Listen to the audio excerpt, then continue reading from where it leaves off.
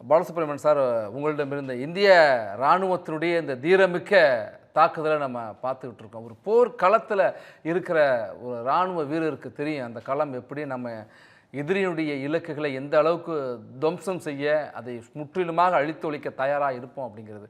இந்திய இராணுவத்தினுடைய இந்த தாக்குதலை நீங்கள் எப்படி பார்க்குறீங்க? வணக்கம். பாரத் மாதா கி ஜெய். நான் 1984 இராணுவத்தில் சேர்ந்தேங்க. நான் சேர்ந்த போது பார்த்திங்கன்னா கோல்டன் டெம்பிள் அட்டாக் நடந்தது. அப்போ என்னுடைய 30 இயர்ஸ் சர்வீஸில் இந்த தீவிரவாத பயங்கரவாத நடவடிக்கைகள் தான் என்னுடைய சர்வீஸ் ஃபுல்லாகவே நான் கலந்துக்கிட்டேன். என்ன எங்கே போனாலும் ஃபஸ்ட்டு நான் ஒரு யூனிட் பேரில் சொல்ல முடியாதுங்க சில இது. நாங்கள் கோல்டன் டெம்பிள் தான் அங்கே போனோடனே எனக்கு கோல்டன் டெம்பிள் அட்டாக் தான் போனோங்க. நாங்கள் அதை வந்து சக்ஸஸ்ஃபுல்லாக நம்ம அந்த முறியடித்தோம். அந்த அவங்க உள்ள அந்த பிந்தரன்வாலா வந்து குரூப்பெல்லாம் வெளில அனுப்பிச்சது. இது இப்போ நான் ஒரு சின்ன என்ன சொல்ல விரும்புகிறேன்னா, யாருக்காக நம்ம அந்த கோல்டன் டெம்பிள் அன்றைக்கி காமது போனோமா, காலிஸ்தானி குரூப் இருக்காங்க பாருங்கள். இன்றைக்கி நேற்று பார்த்திங்கன்னா மிசைல் கொண்டு அந்த கோல்டன் டெம்பிள் தான் அட்டாக் பண்ண டார்கெட் பண்ணியிருக்காங்க. ஆனால் இந்த காலிஸ்தானி குரூப் பாருங்கள், அவனுக்கு சப்போர்ட் பண்ணிகிட்ருக்காங்க பாகிஸ்தானுக்கு. இது மக்கள் தீர்ப்பு சொல்லணும், பஞ்சாப் மக்கள் தீர்ப்பு சொல்லுவாங்க. அதுக்கப்புறம் பார்த்திங்கன்னா நாங்கள் இந்த பஞ்சாப் தீவிரவாதத்தில் ஜலந்தரில் நாங்கள் ஒரு 3 இயர்ஸ் MS கில் தலைமையில் IPS அதிகாரி அவங்க தலைமையில் நிறைய ஒரு 3 இயர்ஸ் ஜலந்தரில் டெரரிஸ்ட்க்கு எதிராக நாங்கள் கலந்துக்கிட்டோம். நிறைய ஆப்ரேஷன் பண்ணோம் நாங்கள். அப்புறம் பார்த்திங்கன்னா அசாம் சைடில் பண்ணோம் நிறைய நாங்கள். அப்புறம் என்னுடைய சர்வீஸ் 13 வருஷம் கிட்டத்தட்ட எனக்கு வந்து ஜம்மு காஷ்மீரில் நான் பண்ணிருக்கேங்க.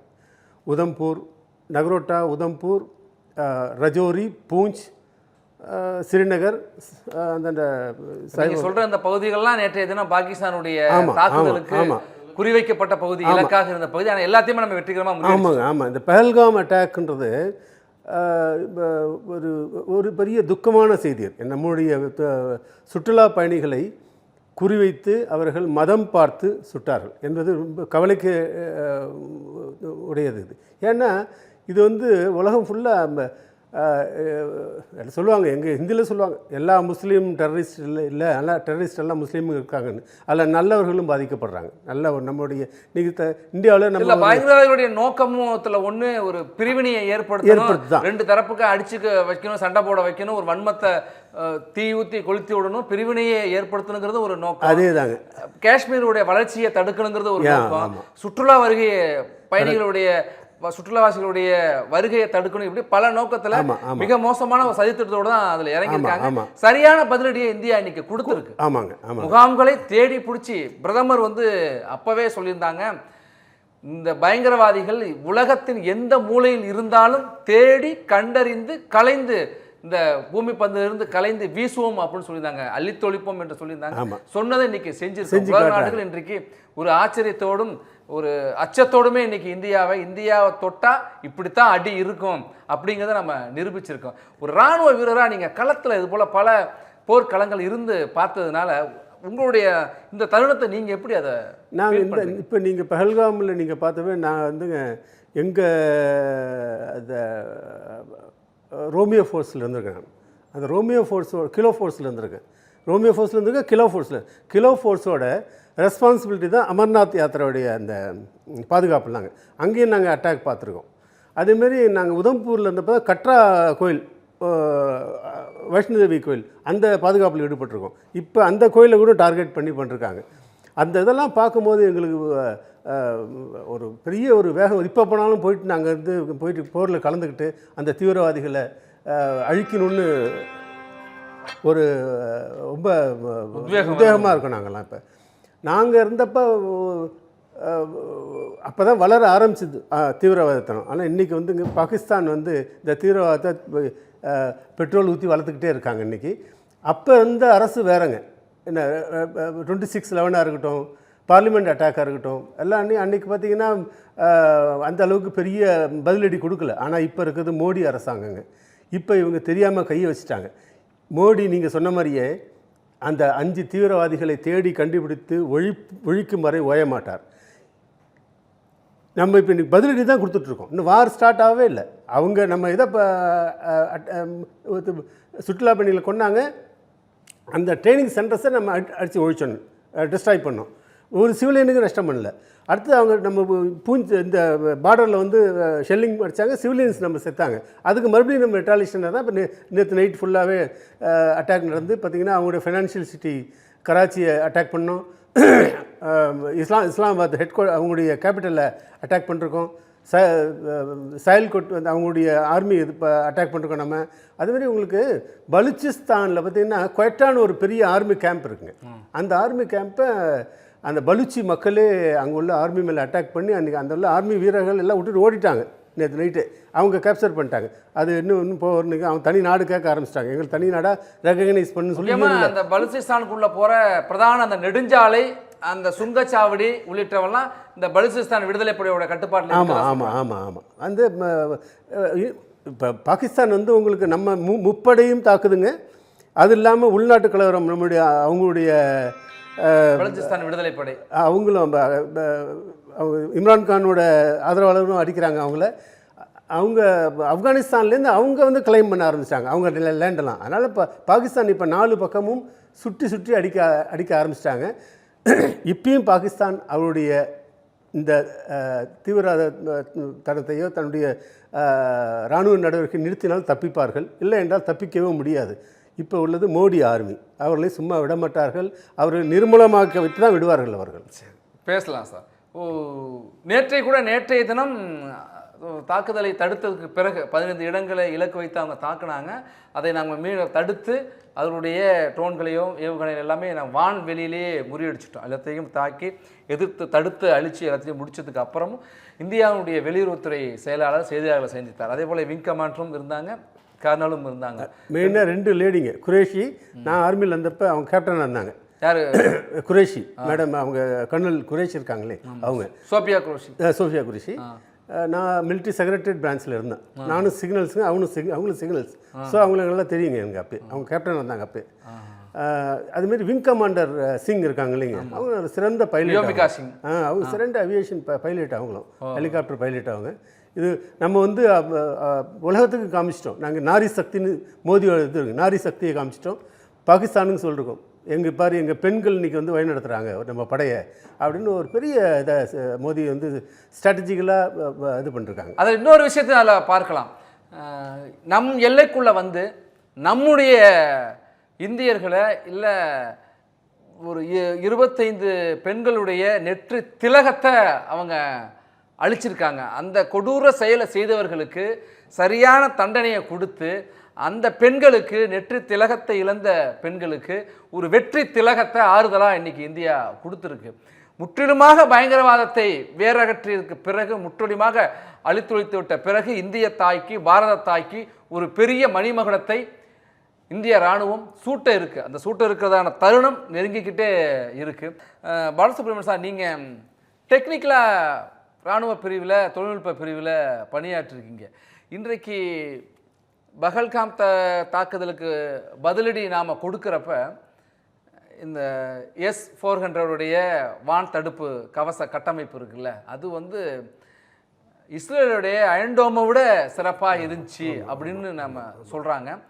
அதை விட சிறப்பாக செயலாற்றிருக்கு, அதனுடைய சக்ஸஸ்ஃபுல் ரேட் என்பது அதை விட கூடுதலாக இருக்குது அப்படின்னு சொல்கிறப்ப இந்த வான் தொழில்நுட்பம் இருக்குல்ல இன்றைக்கு, ஏன்னா லாகூரில் போய் நம்ம அந்த கட்டமைப்பை சிதைச்சதும் ட்ரோன் சிஸ்டத்தின் மூலமாகத்தான். அந்த ஹரோப் அப்படிங்கிற ஒரு ட்ரோன் சிஸ்டம், அது கிட்டத்தட்ட ஒரு தற்கொலை படை போல் அப்படின்னு சொல்கிறாங்க. இப்போ அந்த சிஸ்டம், அப்புறம் நம்மளுடைய தொழில்நுட்ப கட்டமைப்பு எவ்வளோ நவீனமாக இருக்குது. கிட்டத்தட்ட ஹமாஸ் வந்து எப்படி இஸ்ரேல் மீது சரமாரியாக ஏவுகணை தாக்குதல் நடத்துனாங்களோ அது போன்ற ஒரு தாக்குதல் தான் நேற்று அவங்க நடத்திருக்காங்க. பாகிஸ்தான் எல்லாத்தையுமே இந்தியா முறியடிச்சிருக்கு. இப்போ இந்த கட்டமைப்பு எந்த அளவுக்கு இராணுவத்துக்கு மிக ஒரு கவசமாக இருக்குது என்பது உங்களுக்கு நல்லா தெரியும். இதோட சிறப்புகளை சொல்லுங்கள்.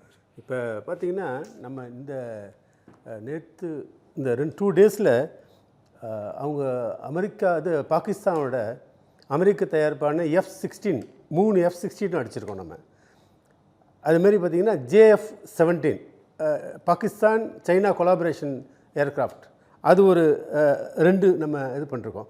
3 அவாக்ஸ்ன்ற ஒரு ஏர்க்ராஃப்ட் அதையும் அடிச்சு அதை நம்ம சுற்றி வீழ்த்திருக்கோம். இதெல்லாம் 5 கிட்டத்தட்ட 5 அன்அஃபிஷியலாக சொல்கிறாங்க 5 பைலட் நம்ம கேப்சர் பண்ணி வச்சுருக்கோம். இது அது இல்லை அப்படிங்கிறாங்க. இதில் S-400 நீங்கள் சொல்கிற மாதிரி சார் எந்த எஃபெக்டிவ் அது ரஷ்யன் மேடு. நம்ம இந்தியன் மேடு ஆகாஷ் வந்து ஜெசல்மேரில் இது பண்ணியிருந்தாங்க சார், டிப்ளாய் பண்ணியிருந்தாங்க. அது வந்து அந்த F-16 இதெல்லாம் அங்கே அடிச்சுதுங்க. அது ஆகாஷ் இந்தியன் மேடுங்க, பியூர் இந்தியன் மேடு. அது ரொம்ப ப்ரௌடானதுங்க. அதுமாரி நம்ம S-400 பார்த்தீங்கன்னா அங்கேயும் ட்ரோன்ஸ் நூற்றுக்கணக்கில் நம்ம குருவியை சுடுற மாதிரி சுட்டுதுங்க. அது இப்போ அடுத்த கட்ட டெக்னாலஜி நீங்கள் கேட்குறீங்கன்னா அதுதான் சார் லேசர் டெக்னாலஜி வரப்போகுது சார். இதெல்லாம் ஷார்ட் ரேஞ்ச் சார், இதெல்லாம் லாங் ரேஞ்ச் பெலஸ்ட்ரியல் டிஃபென்ஸ் சிஸ்டம் வரப்போகுது சார். அதுதான் இன்னும் பயங்கரமாக இருக்கும் சார். அதில் நம்மளுடைய நிலை எப்படி சார் இன்றைக்கி? அதுதான் இப்போ அதை டெவலப் பண்ணிகிட்டு இருக்கோம் சார். நம்ம அது அடுத்த கட்டம் இப்போ இஸ்ரேலோட உதவியோட டெவலப் பண்ணிகிட்டு இருக்கோம். இது இல்லாமல் சேட்டலைட்லேருந்து நம்ம கண்காணிக்க ஆரம்பிச்சிருக்கோம். எப்படி நீங்கள் கொஞ்ச நாள் முன்னாடி சேட்டலைட்டில் நம்ம பழுது போன இது அங்கேயே அழிக்கிற மாரி டெக்னாலஜி அழிச்சு காமிச்சிருக்கோம் நம்ம இந்தியாவில். அதேமாரி இப்போ அங்கேருந்து கண்காணித்து அங்கேருந்து அட்டாக் பண்ணுற மாதிரி நம்ம இவங்களுடைய லேட்டஸ்ட் டெக்னாலஜி அது இப்போ அமெரிக்காட்டேருந்து இந்த டெக்னாலஜி சேட்டலைட்டில் வாங்கியிருக்காங்க, உதவி பண்ணிருக்காங்க அவங்க. இதெல்லாம் எதிர்காலத்தில்ங்க இந்தியா வல்லரசு ஆகிறதுக்கான ஒரு அறிகுறி தான் இது. இன்னும் பழைய அமெரிக்கா இல்லைங்க, இன்றைக்கி அமெரிக்கா ட்ரம்ப் வந்துங்க ஓப்பனாக நம்ம இந்தியாவுக்கு சப்போர்ட் பண்ணுறாரு. ஏன்னா அவர் தீவிரவாதத்தை எதுக்கு ஒரு நல்ல ஒரு ஓப்பனாக நல்ல லீடர் ட்ரம்ப் வந்து ஒரு பிஸ்னஸ்மேன் தான். மோதிஜி மாதிரி நாட்டுக்கு டெவலப்மெண்ட்டு அதில் எந்த காம்ப்ரமைஸ் பண்ணிக்க மாட்டுறாரு. பட் அதே நேரத்தில் தீவிரவாதம் இந்த மாதிரி ஒரு இதுக்கெல்லாம் அவர் சப்போர்ட் பண்ண மாட்டுறார். இது ஃபுல்லாக நமக்கு அமெரிக்கா இன்றைக்கி சப்போர்ட் பண்ணுதுங்க. இதே அந்த நான் முன்னாடி குறிப்பிட்டிருந்தேன், இப்போ பழைய காலத்தில் கார்கில் வார் ஆகட்டும், கார்கில் வார் டைமில் ஓபி பறக்கிறோம் அந்த டைமில் இருக்கட்டும், நம்ம எல்லாம் டிப்ளாய் பண்ணிட்டு கொண்ட நம்ம ஆர்மியெல்லாம் வாஜ்பாய் டிப்ளாய் பண்ணார். அப்போ அவங்க வந்து அமெரிக்கா சொன்னாங்க, அவன் வந்து மிசைல் யூஸ் பண்ண போகிறாங்க அப்படின்னு சொல்லி. இவர் சொன்னார், அவர் மிசைல் யூஸ் இந்தியா வந்து பெரிய நாடு அது, ஆனால் நாங்கள் வந்து அவன் மிசைல் யூஸ் அடுத்த கட்டம் பாகிஸ்தான்ற நாடு வரைபடத்தில் இல்லாத பண்ணுவேன் நான் அப்படின்னு சொல்லி மிரட்டினதால் பயந்துட்டான். அப்படியே அங்கேயே எல்லாம் விட்ரா பண்ணிக்கிட்டாங்க. அதேமாரி தான் அவங்களுக்கு கார்கில் வார்லையும் அவங்க தான் வந்து சார் முஷாரஃப் இருந்தாப்புல முஷாரஃப் இது பண்ணுவது. அது இப்போ நம்ம ஆர்மி போயிட்டு அவங்கள வீழ்த்தி மிராஜ் 2000 வச்சு அந்த வார் வெற்றி கொண்டோம் சார். அது நமக்கு பல வீரர்கள் இறந்த பாகிஸ்தான் ராணுவ வீரர்களுடைய சடலத்தை கூட அவங்க எடுக்க வரல சார் அவங்க. அதையும் நம்ம சார் மரியாதையாக நம்ம வந்து நம்ம இந்தியனுடைய முறைப்படி ஆமாம் இறுதிச் சடங்குகள் பண்ணணும் நம்ம. அது அந்த ஆனால் இன்றைக்கி வந்து அன்றைக்கி வந்து அவன் பாகிஸ்தானோட எப்படி தான் சார் இப்போ பாருங்கள் தோக்கிற நேரத்தில் உடனே போய் உலக நாட்டில் மன்னிப்பு வைக்கிறான், ஐயோ காப்பாற்றுங்கன்னு. அதேமாரி தான் அன்றைக்கி யூஎன்கிட்ட போய் சொன்னதால் யூஎன் வந்து இமிடியேட் பண்ணி அதை சரி இதோட வார் நிறுத்திங்க அப்படின்னு சொல்லி இது பண்ணாங்க.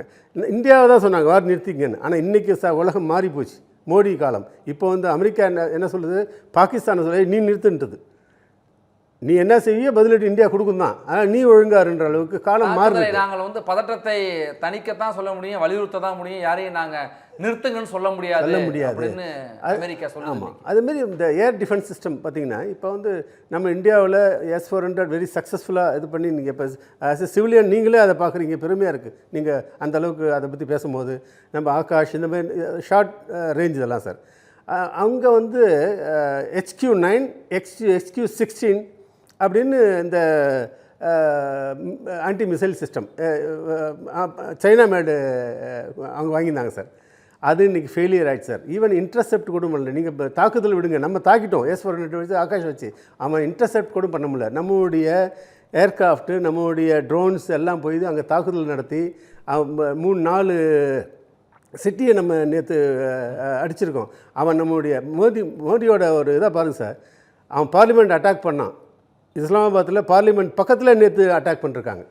எந்த அளவுக்கு நம்ம மோடியோட இதை பாருங்கள், பழி அளவுக்கு என்னால் வர முடியும் அப்படிங்கிறத காமிச்சிருக்கோம், ஒரு பயத்தை காமிச்சிருக்கோம், இந்தியாவுடைய பலத்தையும் காமிச்சிருக்கோம் சார். இந்தியாவுடைய பலத்தை காட்டி அவங்களுக்கு ஒரு பயத்தை காமிச்சிருக்கோம். நம்ம தொடர்ந்து பேசுவோம். பாலசுப்ரமணியன் சார், நீங்கள் பாகிஸ்தானுடைய பாதுகாப்புத்துறை அமைச்சருடைய கருத்தை கேட்டு நீங்கள் ரொம்ப சிரிச்சிங்க. அதாங்க நான் முதல்ல இது பண்ண நினச்சேன். இங்கே நம்ம இதில் பார்த்தீங்கன்னா பிரைம் மினிஸ்டர் ஸ்டேட்மெண்ட் கொடுப்பாரு, இல்லை இராணுவ அமைச்சர் கொடுப்பாருங்க, இல்லை நம்ம ஆர்மி சீஃப் கொடுப்பாங்க. அங்கே பார்த்தீங்கன்னா ரயில்வே அமைச்சர் கொடுப்பாங்க, அவங்க கம்யூனிகேஷன் அமைச்சர் கொடுப்பாங்க. அவங்களுக்கெல்லாம் இந்த நாலேஜே கிடையாதுங்க எதை பற்றியுமே. அங்கே கொஞ்ச நாள் முன்னாடி நீங்கள் பார்த்தீங்கல்ல, நாங்கள் வந்து மிசைல் அட்டாக் பண்ணுவோன்னு சொல்லி அவங்களுடைய ரயில்வே அமைச்சர் சொல்கிறாருங்க. அவருக்கும் மிசைல் இராணுவத்துக்கு என்ன சம்மந்தம் சொல்லுங்கள்? இப்போ டாக்டர் வசந்த் சொல்கிற மாதிரி அந்த மக்கள் உண்மையாக அவங்களே இவங்களை பார்த்து கேலி சிரிக்கிறாங்க. ஒரு ராணுவ அமைச்சர் சொல்லியிருக்காரு பாருங்க, இலக்குகளை நாங்கள் தடுத்தது தான் எங்களுடைய முக்கியத்துவமான சிஸ்டமே. அதுக்கு தாங்க உங்களுக்கு தொழில்நுட்பத்தையே மிக அதிகமான அனுபவம், தொழில்நுட்பம் சார்ந்த அறிவு உண்டு களத்தில். அவங்க அவர் சொல்கிறது எங்க ஒரு ஏர் டிஃபென்ஸ் சிஸ்டம் வச்சிருக்கிறதே அதுக்கு தானே வச்சுருக்கோம். இவர் சொல்கிறா அதை கொண்டு அடித்தா அதை எல்லாம் தெரிஞ்சு நம்ம எதிரிக்கு தெரிஞ்சிடும், அதனால் அடிக்கலைன்னு சொல்கிறாரு. எவ்வளோ கேலித்தனமான இது. நேற்று அதான் சொல்கிறேன், HQ-9 சொல்கிறோமே, அதுதான் அந்த ஏர் டிஃபென்ஸ் சிஸ்டம் தான். அதை நமக்கு அதையே டிஸ்ட்ராய் பண்ணிட்டோம், அந்த ராடார் டிஸ்ட்ராய் பண்ணிட்டோம் பாகிஸ்தானுடைய. அது கூட கேலித்தனமாக பேசுகிறார். அப்போ உன்னுடைய ஆன்டி மிசைல் சிஸ்டம் SAM எல்லாமே ஃபெயிலியர் உங்கள்கிட்ட. இன்னும் நம்ம நேற்றைய தினம் செய்தியாளர் சந்திப்பில் வெளியுறவுத்துறை செயலாளர் விக்ரம் மிஸ்ரி ஒன்று சொன்னார். பாகிஸ்தான் பயங்கரவாதிகளுக்கு நாங்கள் ஆதரவுலாம் கொடுக்கலாம், அடைக்கலாம் கொடுக்கலாம் சொல்லுவாங்க. ஆனால் இறந்து போன ஒரு பயங்கரவாதிகளுடைய இறுதிச் சடங்குல ராணுவ அதிகாரிகள் போய் பங்கேற்பாங்க, இறுதி மரியாதை பண்ணுறாங்க. பாரு எவ்வளோ ஒரு வெக்கக்கேடான செயல் அது. அவனுடைய இராணுவ அமைச்சர் கலந்துக்கிறாங்க, இராணுவ அதிகாரிகள் கலந்துக்கிறாங்க. அதை ஏதோ ஒரு பேட்டியாற்றி பெரிய சுதந்திர வீராட்டம் இவங்க இறந்த மாதிரியும் ஒரு போரில் நம்ம இராணுவ வீரர் இறந்த மாதிரி அந்த மரியாதை பண்ணுறாங்க. எவ்வளோ ஒரு வெக்கக்கேடான அதான் சொல்லுவாங்க. பொய்யினுடைய மொத்த வடிவமாக பாகிஸ்தான் இருக்குங்கிறது இந்தியா உலகிற்கு அம்பலப்படுத்தியது. அதில் இன்னொன்று தான் இந்த எடுத்துக்காட்டு. ஒரு இராணுவ பாதுகாப்புத்துறை, அந்த நாட்டோட பாதுகாப்புத்துறை அமைச்சர் பேசிய அதனுடைய இன்னொரு வடிவமாக தான் நேற்று நம்ம வெளியுறவுத்துறை செயலர் சொன்னாத ஒரு உறுதிப்படுத்துற வகையில் பேசியிருக்காங்க. கண்டிப்பாக அவங்களோட வாயிலிருந்து உண்மையே வராது, பொய்யை தவிர வேற எதுவுமே வராது. நம்முடைய இராணுவ அமைச்சர் ஆஃப்டர் இந்த மோடி ஆட்சி, வாஜ்பாய் ஆட்சி, நான் ரெண்டுத்துலையும் இதில் இருந்திருக்கேங்க, ஆர்மியில் சர்வீஸ் பண்ணப்போ சொல்கிறேன். இவங்க ஒரு தீபாவளினாவே மோடி ஒரு பார்டர் ஏரியாவுக்கு போவாங்க, இராணுவ அமைச்சர் இடத்துக்கு போவாங்க.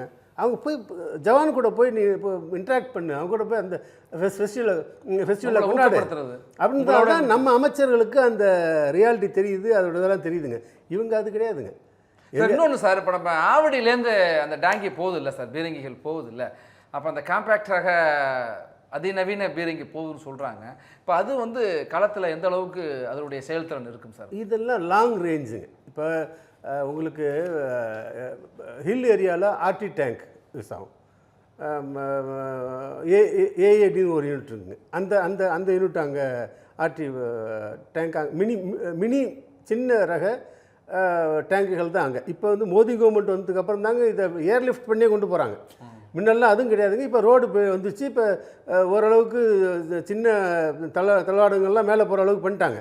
இந்த பெரிய பெரிய டேங்க்குகள் இருக்குது பாருங்க, T-72 இந்த மாதிரி, இதெல்லாம் பார்த்திங்கன்னா உங்களுக்கு ராஜஸ்தான் பார்டர், குஜராத் பார்டர், இந்த இடத்தெல்லாம் அது யூஸ் ஆகுங்க உங்களுக்கு. அதே போல் சார், நீங்கள் காஷ்மீரில் பல ஆண்டுகள் பணியாற்றியதுனால இப்போ உங்களுக்குள்ள இப்போ நீங்கள் அங்கே பணியாற்றிப்போ சரி, இப்போயும் சரி, அந்த POK பாகிஸ்தான் ஆக்கிரமிப்பு காஷ்மீர் பகுதி இருக்குல்ல, அதை இந்தியா மீட்கணும்னு தொடர்ந்து சொல்லிகிட்டு இருக்காங்க. இந்த தருணம் இது சரியான நேரம்? அதுக்கு சரியான தருணம் தாங்க. நம்மளுடைய இந்த நம்ம கவர்மெண்ட், இப்போ இருக்கிற கவர்மெண்ட் நம்மளுடைய காஷ்மீர், நம்ம பகுதியில் உள்ள காஷ்மீரை நல்லா டெவலப் பண்ணிருக்காங்க. இப்போ அங்கே உள்ள மக்களே விரும்புகிறாங்க இங்கே சேரணுங்கிறது. இங்கே பாகிஸ்தான் ஆக்சுவலிங்க, பாகிஸ்தானுக்கு இன்றைக்கி இயக்கிறதே பார்த்திங்கன்னா அந்த பஞ்சாப் மாகாணத்து மக்கள் தான். அந்த பெரிய பெரிய பதவியில் இருக்கிறது, ஆர்மி ஜெனரல், அவங்க பெரிய பெரிய பதவி அமைச்சர்கள் ஆகிறது எல்லாமே அவங்க தான். அவங்க POK, அவங்கள்ட்ட உள்ள POK எதுக்கு யூஸ் பண்ணிக்கிறாங்கன்னா, ஒன்லி இந்தியாவுக்கு எதிராக அந்த தீவிரவாதிகள் பதுங்கிடம், தீவிரவாதிகள் பயிற்சி முகாம், இதுக்கு தான் அங்கே வச்சுருக்காங்க. அங்கே டெவலப்மெண்ட் ஒன்றுமே கிடையாதுங்க. அங்கே ஒரு பேருக்கு ஒரு பிரைம் மினிஸ்டர் இதை போட்டுருவாங்க, அவங்க ஒன்றுமே இதே இல்லைங்க, ஒரு டெவலப்மெண்ட்டு ஒன்றும் கிடையாது. நம்ம காஷ்மீர் எப்படி 20 வருஷம் 30 வருஷம் இருந்து பாருங்கள், அதேமாதிரி தான் அங்கே இன்னும் மோசமாகிட்டே வருது. அங்கே 1 கிலோ மாவுக்காக மக்கள் அடிச்சுட்டு சாகுறாங்க. அங்கே அந்த மக்கள் இப்போ நம்மளுடைய காஷ்மீரோட டெவலப்மெண்ட்டை பார்த்து மோடிகிட்ட நாங்கள் சேரணும் விரும்புகிறாங்க. இது சரியான தருணம் நம்ம அதை இணைக்கிறதுக்கு. அதை இணைச்சிட்டா நமக்கு பல நன்மைகள் இருக்குங்க. அங்கே கனிம வளம் இருக்குங்க, அங்கே சில நதிகள் இருக்குது. இது இப்போ சிந்து இங்கே 5-6 நதிகள் இருக்குது பாருங்கள், அங்கே இங்கே 2 நதிகள் இருக்குது. ஸோ நமக்கு நிறைய அங்கேருந்து நமக்கு கனிம வளம், தண்ணீர் வளம்லாம் கிடைக்குங்க. Every picture here has its own good story. This is Anandan family. His dream home in the city is not just a dream anymore. Anwar's investment in a plot changed the plot of his whole life. John definitely couldn't live inside the box. So he thought a little outside the box. 15,000 happy stories in 12 years across many cities. You could also come home and be a part of this story. G Square, come home.